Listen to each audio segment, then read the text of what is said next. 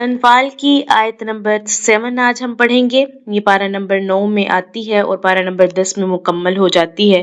جس لفظ کو آج ہم پڑھنے لگے ہیں وہ ہے طائفتین۔ یہاں پر آپ دیکھیے طا ہے، اس کے اوپر تشدید ہے اور اس سے پہلے والے 3 حرف جو ہیں یہ ساکن ہیں، یا، الف اور لام۔ تو اس وجہ سے مشکل ہوتی ہے کہ کیا ان کو پڑھا جائے گا یا نہیں پڑھا جائے گا، اس کے بارے میں آج ہم جانیں گے۔ پڑھنا شروع کرتے ہیں۔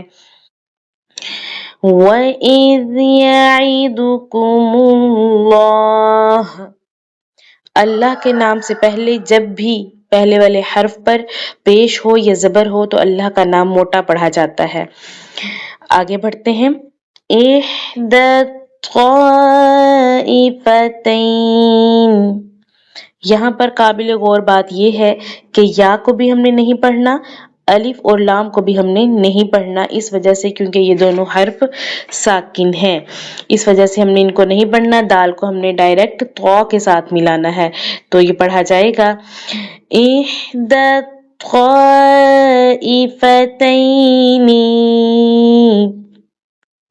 ٹھیک ہو گیا، احدی الطائفتین، اور مدہ کے بعد حمزہ ہے اور اسی کلمے میں ہے تو یہ مد متصل ہے۔